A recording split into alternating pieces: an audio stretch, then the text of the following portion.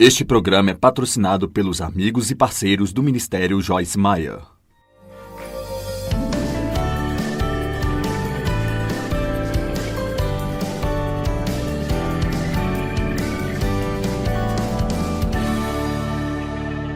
Nesta manhã eu quero falar com você sobre não se deixar ofender por problemas. Não se ofender com Deus, porque sua vida não resultou no que você pensou que deveria, ou você teve um início duro, ou você não fez uma faculdade, ou você não conseguiu o aumento que você queria, não conseguiu o filho que queria ter e acreditou que estaria casado aos 25 anos e você ainda está solteiro, ou qualquer que seja o caso. As provações podem nos tornar amargos, mas não precisam. Elas podem, na verdade, nos tornar melhores, porque muito da Bíblia que conhecemos é apenas teoria, até que tenhamos que colocar em prática em nossas vidas. E quando você coloca em prática, então você realmente conhece a Deus. Não apenas sabe sobre Deus, mas você começa a conhecer Deus de uma forma mais profunda que você jamais pôde imaginar. Marcos capítulo 4, começando no versículo 14. Portanto, o semeador semeia a palavra. Os que estão no caminho são aqueles que têm a palavra semeada no seu coração, mas quando ouvem, Satanás vem imediatamente e pela força leva a mensagem que é semeada neles. É bom vir e ouvir a palavra, mas é ainda melhor levar essa palavra com você, mantê-la em seu coração e meditar nela, e meditar nela, e meditar nela. Mas é muito típico de Satanás, no momento em que você sai, jogar algo em você que vai distrair e tirar sua mente do que você quase que aprendeu, para se certificar de que você não aprendeu e começou a aplicá-la à sua vida. Os que estão no caminho são aqueles que, quando tiveram a palavra semeada em seus corações, Satanás vem imediatamente. Satanás está vivo e bem no planeta Terra e ele está agindo tentando ter a certeza de que não cresceremos espiritualmente. Amém? Ele não está feliz por você estar aqui, mas se você está aqui, ele quer que não tire nada disso. Eles não têm nenhuma raiz real em si mesmos. Todos digam raiz. E assim eles persistem por um pouco de tempo. Então, quando o problema ou a perseguição surge por causa da palavra de Deus, eles imediatamente são o quê? Ofendidos. Eles ficam descontentes, indignados, ressentidos e tropeçam e caem. Agora, cada uma dessas palavras são palavras muito interessantes. Ressentimento, ofensa, indignação. E sabe, essa indignação é apenas um pouco bem. Isso não devia estar acontecendo comigo. Por que está acontecendo comigo? É incrível como ficamos bem se as coisas estão acontecendo com todos os outros. Eles deveriam confiar em Deus. Bem, sabe, confie em Deus. Mas quando acontece conosco, bem, como assim? Eu não sei por que isso está acontecendo comigo. E temos de ter muito cuidado, porque pensamos, bem, Deus, eu vou para a igreja toda semana, eu dizimo, eu oro, eu faço isso, eu faço aquilo. Posso te dizer algo, Deus não nos deve absolutamente nada. Amém? Esta é a pura verdade. Se todos nós tivéssemos o que merecíamos, estaríamos em sérios problemas. Eles tropeçam e eles caem. Eles tropeçam e caem. Veja, a definição de ofensa significa que é uma palavra de tropeço, a qual fará com que você caia. Em outras palavras, se você está ofendido em seu coração, você não pode mais crescer espiritualmente. E se você não está crescendo, veja, no reino de Deus não há tal coisa como ser estático. Você está indo para frente ou está indo para trás? Você tem que continuar indo para frente ou indo para trás. Você tem que usar o que você aprendeu, ou muito em breve vai ficar dormente no seu interior. O amor tem que fluir para que ele seja realmente amor. O amor vem de Deus, tem que sair para outras pessoas. Ele entra, ele tem que sair. Esta é uma religião ativa. Nós vamos participar e ser ativos. A outra definição da palavra ofensa que li e falei muito ontem à noite, muito interessante, diz, é a parte da armadilha que prende a isca, que vai atrair a vítima animal para a armadilha. Então deixe-me apenas dizer que a ofensa, ser ofendido, se você está ofendido com outra pessoa, se você está ofendido por problemas que você tem, ou mais tarde vamos falar sobre não ofender a si mesmo, e isso vai ser uma mensagem interessante para todos nós. Alguns perguntam, o quê? Por que no mundo eu iria me ofender? Bem, você vai descobrir. O ressentimento nos torna amargos. O ressentimento é uma atitude interior que basicamente diz: eu estou ofendido por isso ter acontecido comigo. E com quem estamos ofendidos? Bem, nós podemos estar ofendidos com Deus e sabe, muitas pessoas não vão diretamente dizer: estou zangado com Deus. Mas eu posso te garantir, tão doce como todos vocês são, e tão incrível quanto é que você esteja aqui nesta manhã de sexta-feira, nós temos algumas pessoas, espero que não muitas, mas algumas pessoas sentadas aqui hoje, e quando se trata da TV, tem muito mais ainda, que até mesmo estão usando problemas que tiveram em suas vidas como uma desculpa para não acreditar em Deus.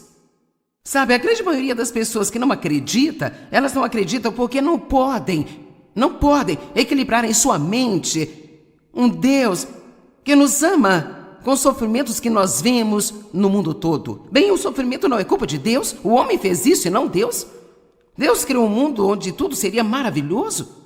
Não durou muito, mas esse era o seu objetivo e desejo, e ele ainda está no processo agora de realmente restaurar tudo.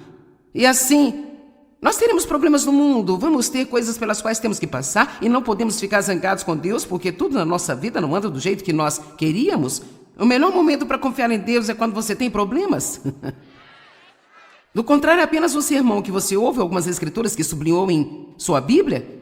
Confie em Deus. Eu estou escrevendo um livro chamado Confiando em Deus e eu lhe digo, depois de 40 anos da palavra, eu estou convencida de que aquela coisa simples, de poucas palavras, confie em Deus, esta é a resposta para cada um dos problemas que você tem.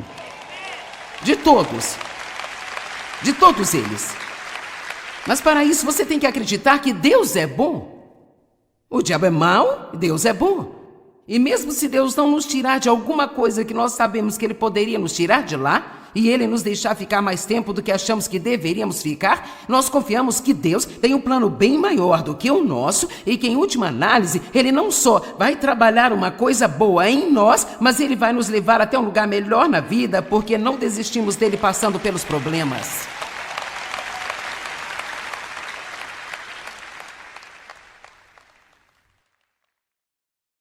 Não fique bravo com Deus porque Ele não lhe deu aquela vida suave, confortável, agradável, doce. Às vezes também, eu quero falar disso por um minuto, às vezes quando estamos tendo problemas, ficamos meio ofendidos com outras pessoas que estão sendo abençoadas. E nós temos uma atitude um pouco autojustificada. Bem, eu sou um cristão melhor que você. Quer dizer, eu faço isso, eu faço aquilo, e você faz blá, blá, blá, blá, blá, sabe? Autorretidão é uma coisa muito sorrateira e perversa, sabia? Eu realmente tive que me arrepender 2 vezes nas últimas 2 semanas por ser autojusta. E sabe, eu realmente agradeço a Deus por sua convicção, mas foi sobre uma situação em que alguém que eu conheço pecou e foi uma coisa muito séria e... Cara, eu tive de prestar atenção em mim mesmo para não ficar pensando: bem, você não acredita, eu não posso acreditar, quero dizer, eu nunca farei isso, nunca, nunca. E rapaz, é quando você tem que recuar e dizer: mas pela graça de Deus lá vou eu. Agora isso não significa que não devemos lidar com o pecado na vida das pessoas e ajudá-las a chegar ao arrependimento e à restauração, mas nós não devemos começar a pensar que somos melhores do que qualquer pessoa, ou como naquele caso que eu já disse, porque estou tendo problemas e você não está? Você precisa deixar isso. Deixa eu lhe perguntar, como você se comporta quando Deus não escolhe você?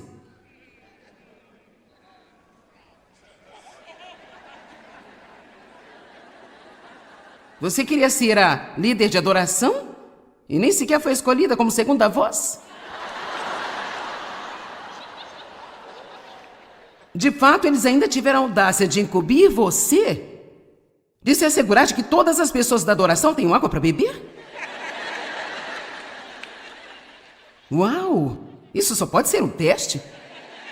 E você pode fazer o quê? Se ofender, se autojustificar, realmente se ferir espiritualmente, ou você pode confiar em Deus. Se é aqui que o Senhor me quer, meu Deus, eu vou servir com um sorriso no rosto, e eu sei que se você quiser me colocar em outro lugar, você é o único que pode fazê-lo no momento certo.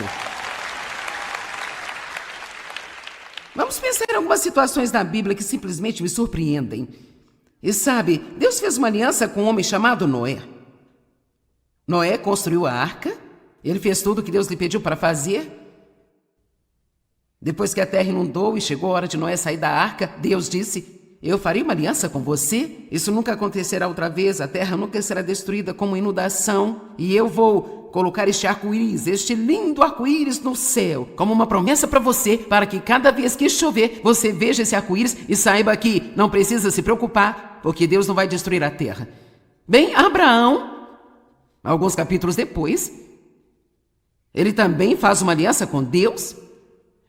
Deus disse: eu vou cuidar de você, eu vou fazer isso, vou fazer aquilo, vou fazer de você um homem rico e você vai ter terras e blá blá blá blá. Mas agora eu quero que você faça a sua parte, então vá circuncidar-se. Agora eu não sei sobre você, mas quando eu recebo a circuncisão e outra pessoa recebe o arco-íris, eu não fico feliz. Quer dizer, tô sendo sincera, hein?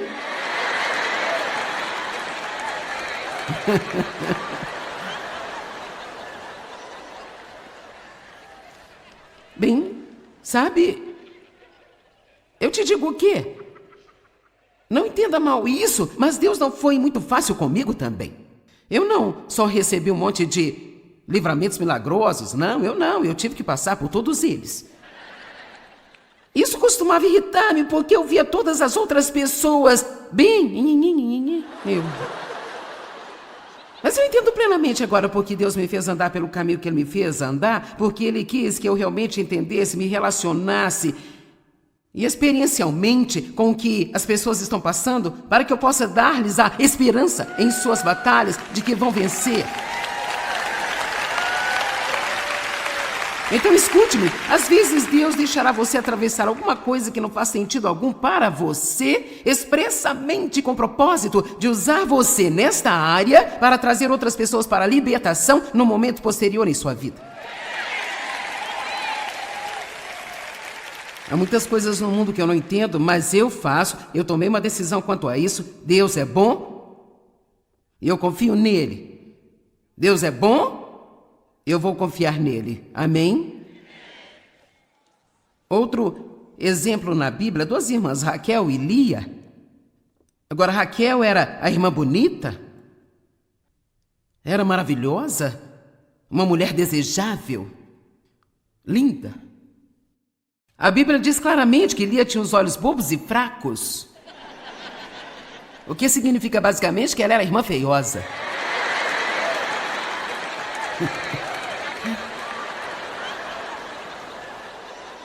Bem,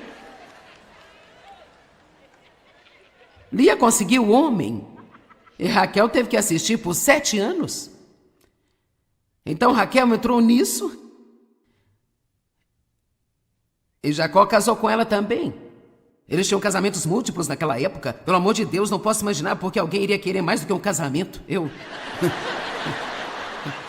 Não, obrigada.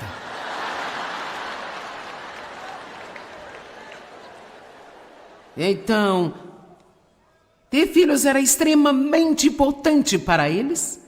Raquel tinha a madre cerrada, não conseguia engravidar. Já a Lia tinha um filho após outro, após outro, após outro. Então, eu estudei sobre isso e aprendi algo muito interessante. Veja, Lia não era a mulher mais linda, mas ela pegou o cara primeiro e ela teve as crianças.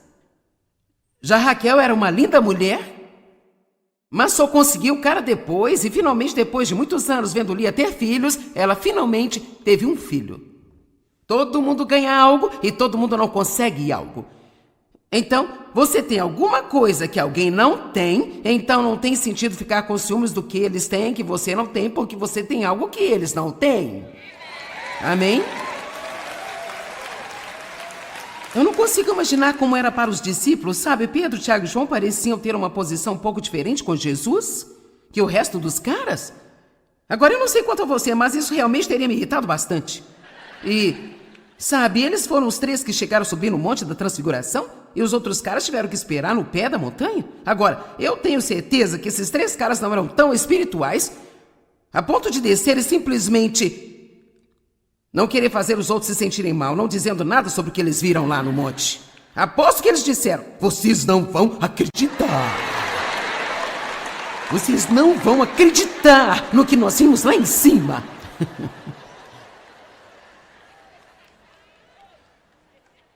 Então eu quero lhe dizer que se você quiser ter alguma paz em sua vida, jamais compare suas bênçãos ou suas provações com bênçãos das outras pessoas ou suas provações.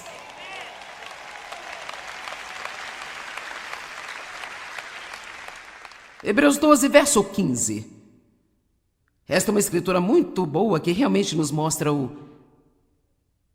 problema que o ressentimento pode ser se não tratarmos a tempo. Está dizendo: exercitem-se, cuidem e vigiem para verem-se uns aos outros, para que ninguém volte atrás e recaia e não consiga garantir a graça de Deus, seu favor imerecido e bênção espiritual, para que então nenhuma raiz de ressentimento, rancor, amargura ou ódio brote e cause problemas e tormento amargo, e muitos fiquem contaminados e corrompidos por ela. Eu amo essa escritura. Ele diz: olha, se você deixar... Veja como, por exemplo, eu era amarga e ressentida e tinha todos os tipos de atitudes ruins, porque o meu pai tinha abusado sexualmente de mim. Bem, muitas delas estavam enterradas no fundo de mim e estavam afetando os meus relacionamentos e as minhas atitudes e o modo como eu pensava, afetando todas as áreas da minha vida. Mas veja, eu pensei, porque eu saí de casa quando eu tinha 18 anos, que eu não tinha mais problema, mas acontece que eu levei o problema comigo na minha alma. E assim é um trabalho interior que precisa ser feito em nós, que somente Jesus pode fazer, porque eu tinha essa raiz de ressentimento na minha vida. Isso estava afetando o meu casamento, estava afetando meus filhos, estava afetando todos os meus relacionamentos, estava afetando minha vida diária. Assim como essa escritura diz, se você não parar isso então vai se espalhar e afetará todas as áreas de sua vida. E alguns de vocês, se realmente levarem a sério o que eu estou dizendo esta manhã, isso pode ser transformador para você. Não viva sua vida amargo e ressentido, cheio de ódio e amargura sobre algo que aconteceu com você, que você não pode fazer nada a respeito, mas Deus pode fazer se você deixar.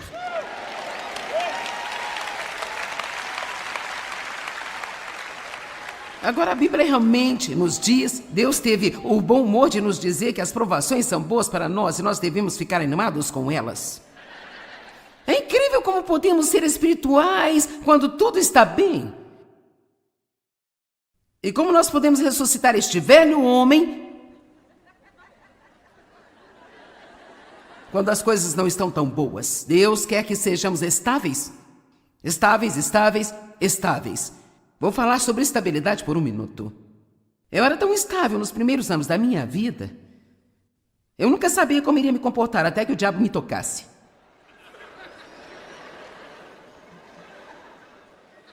Se ele dissesse que eu estava deprimida, eu ficava deprimida. Se dissesse que eu estava zangada, eu ficava. Realmente eu não sabia nada sobre como controlar as minhas emoções. Eu somente fazia aquilo que eu queria fazer. Bem, sabe, as emoções podem ser boas às vezes, mas podem realmente ser perigosas, porque você nunca sabe quando elas virão e quando elas irão embora. E você tem que se certificar de que as certas estão guiando a sua vida. Eu particularmente gosto do Salmo 94, 12 e 13. Então vamos dar uma olhada nele. Abençoado, feliz, afortunado e digno de ser invejado é o homem a quem você disciplina e instrui, ó Senhor, a quem tu ensinas a tua lei. Ok, então isso quer dizer que quando Deus está disciplinando você, você é abençoado? Abençoado, abençoado, abençoado. Para que o Senhor lhe dê poder para manter-se calmo nos dias da adversidade, até que a cova inevitável de corrupção seja escavada para os ímpios. Então está dizendo que Deus vai continuar a lidar conosco, lidar conosco, lidar conosco, lidar conosco. E parte disso significa que Ele vai deixar você entrar em algumas situações desconfortáveis, as quais irão trazer o melhor de você. Mas eu não sei onde você está, quero dizer, a Bíblia diz em Tiago 1 que provações trazem paciência. Bem, elas tiraram um monte de coisas de mim até chegar à paciência, sabe? Quero dizer, coisas desagradáveis. E ainda demorou uns 25 anos para eu ficar estável. Eu não sei se alguém aqui é tão lento quanto eu, mas levou-me. Oh, há uma senhora ali? 2. Ok, certo. Tem algumas lá fora. Sabe, devemos ter a mente de Cristo. Você acha que podemos aprender um pouco mais rápido do que agora? Se Deus te der um teste e você não passar, você o faz novamente. E novamente, e novamente, e novamente, e novamente. Até você passar. Deus vai continuar nos deixando lidar com as coisas e lidar de novo. E essas não são coisas que vão. Elas nem sequer entram realmente na categoria de sofrimento real. Essas são apenas coisas irritantes. Apenas coisas que acontecem. As pessoas dizem algo que nos machuca, não conseguimos a promoção que queríamos no trabalho, não conseguimos cantar no coro, sabe? Qualquer que seja o caso. Meu Deus, se não pudermos lidar com esse tipo de coisa, o que vamos fazer se as coisas ficarem realmente difíceis? Ele diz que isto vai continuar e que Deus deu a nós poder para nos mantermos calmos no dia da adversidade. Todos digam, eu tenho que aprender a me manter calmo. Você não pareceu animado, quero que diga de novo. Eu tenho que aprender a me manter calmo. 2 Timóteo, capítulo 4, começando no verso 3. Estas são escrituras incríveis. Porque é chegado o tempo em que as pessoas não tolerarão nem perseverarão na instrução sã e sadia, mas tendo coceira nos ouvidos para algo agradável e gratificante, elas reunirão para si mesmas um professor após outro, até um número considerável, escolhidos para satisfazer seu próprio gosto e para fomentar os erros que elas detêm. Verso 4. E eles se desviarão de ouvir a verdade, e irão vagar por mitos e ficção artificial. Verso 5. Mas quanto a você, agora ele está falando com Timóteo, que é um pregador da palavra. Quanto a você, seja calmo, frio e firme. E suporte todas as dificuldades e faça o trabalho de um evangelista, cumpra plenamente todos os deveres do seu ministério. Agora, aqui realmente fica bom. Verso 6, diz Paulo, porque eu já estou prestes a ser sacrificado. Minha vida está prestes a ser derramada como uma libação. O tempo da libertação do meu espírito do corpo está próximo e eu vou em breve ser livre.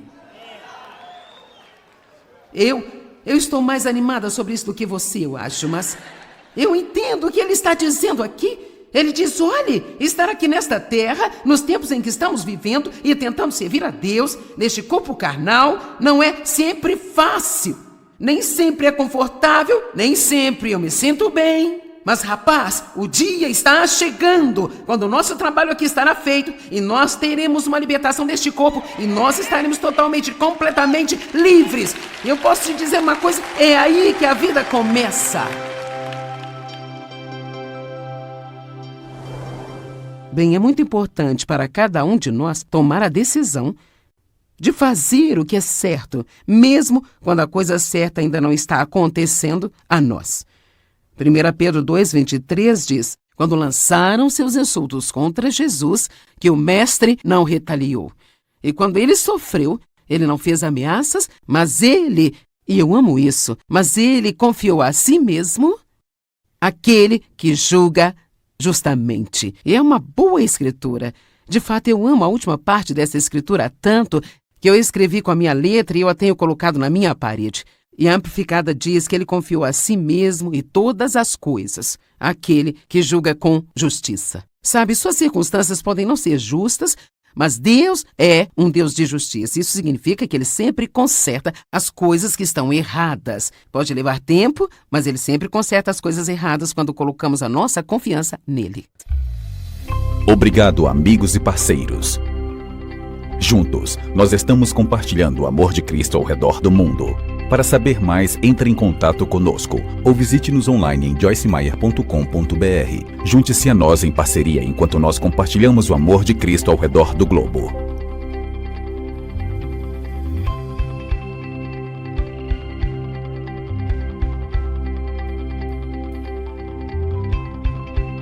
O precedente foi